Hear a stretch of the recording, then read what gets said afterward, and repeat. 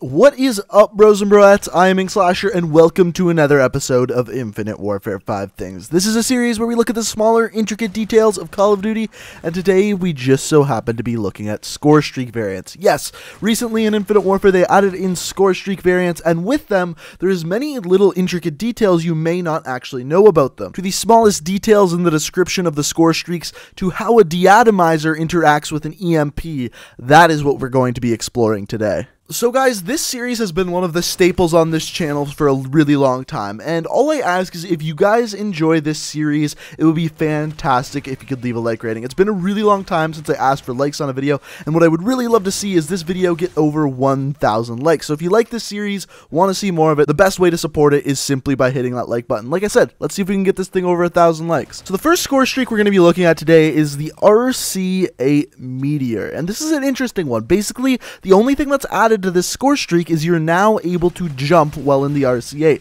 and you actually get a little bit of a boost too, and actually a lot more of a boost than I originally thought you were going to get. But the question with this one is, would you be able to crush someone with the RC8 simply by using the boosters? Because normally, if you're in the RC8, the only real way you can crush someone is if you really get them pinned up against the wall and run straight into them. It's not the easiest thing in the world to do. In fact, I could only get it to happen once while I was trying this against some bots. However, when you use the Meteor, well, you can basically turn yourself into a meteor. And what I mean by that is you can actually use the jump button to actually boost up into the air and land and crush people, which is absolutely hilarious. But what we actually found is that you didn't even necessarily need to land on them. If you just kind of jumped in their general direction, you're probably gonna kill them. And it's a very odd thing. Like, sometimes we were literally going up in the air still, not even falling down, and that would actually kill the person. But the point being is you can actually kill and crush people simply by using a boost jump with the RC8. The next score streak we're going to be looking at here is a variation of the drone package. This one is called the Fuse, and basically what this bad boy does is turn your drone package into a booby trap. And basically, if anyone tries to steal your care package, they're going to blow up, they're going to die. Now, the question we had with this is, what is the best way to escape the drone package? So basically, if you go up and try to steal one and it's about to explode, what is the easiest way to get away from it?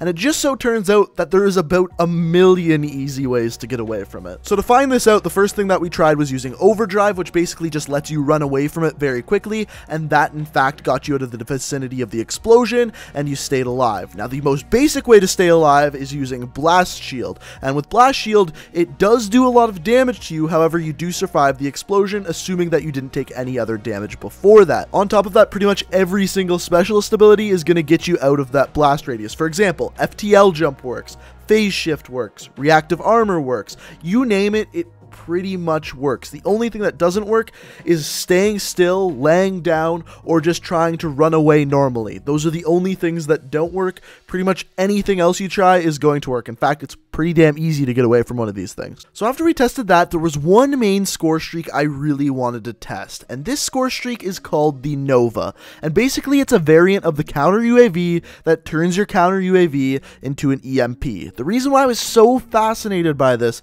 is because we've seen many different variations of EMPs throughout various Call of Duty games, of course starting with Modern Warfare 2. So the basic premise of a Nova is it's still a counter UAV, however on entry it destroys any score streaks, and on top of that, any equipment. So the first thing we wanted to test against this was specialist abilities. So as far as specialist abilities go, they are not at all affected by the Nova. The specialist ability we tested was phase shift, and the way we tested this is when you call in the Nova, it takes 3.5 seconds to actually activate and destroy kill streaks and equipment. So what we did to test this was use phase shift and then time the amount of time that the person was in the alternate dimension. And then the second time we called in phase shift, we used the EMP a little bit before the person went into phase shift and timed it to see if the amount of time in the alternate dimension was going to be decreased at all. And of course, it was not. Therefore, the Nova does not work on specialist abilities. So of course, from there, my mind goes from the one thing you were probably all thinking about right now,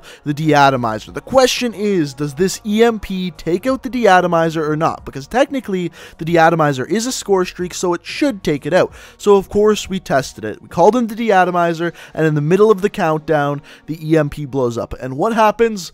Absolutely nothing. The Atomizer still goes off, it still kills everyone, and that is that. There is no stopping the deatomizer unless, of course, a game ends before the deatomizer. In older Call of Duty games, the thing that annoyed me the most about the EMP was the fact that it actually got rid of your red dot sights and thermal sights, so I wanted to test that in this game. However, there was also another counter UAV that does something similar. This counter UAV is called the Eclipse. Now, the Eclipse simply gets rid of your enemy's HUD, so instead of destroying score streaks and equipment, all it does is get rid of the enemy's HUD. So what I wanted to do was test both of these score streaks against red dot sights and thermal sights. And first we tested the Nova, and the Nova did not get rid of the red dot sight, nor did it get rid of the thermal sight. And in fact, if we look at the screen here, what we can see is that the sights are still working. The UAV is disabled as if it was a counter UAV. However, the HUD is still there. You're still able to see the score of the game. You're still able to see your bullet count. So the only thing it affects is the UAV. It scrambles it. That is it. So then I wanted to test the Eclipse. I wanted to see if the Eclipse would disable the red dots or not. And it just so turns out that once again, it does not disable the red dots, nor does it disable the thermal sights. However, if we look at the HUD of the game, there is no longer any minimap there whatsoever. There's no longer a score count, nor do you get to see your bullet count. So as far as disabling the HUD, the Eclipse is much better than the Nova, which is kind of supposed to perform as an EMP. So the big point I'm trying to get across here is the Eclipse, the legendary variant of the UAV that disables the enemy's HUD, costs 600 score to get. Whereas the Nova, the EMP version of the counter UAV, cost 1,150 score to receive. Almost double that of the Eclipse, yet the Eclipse disables more of the HUD than the Nova does.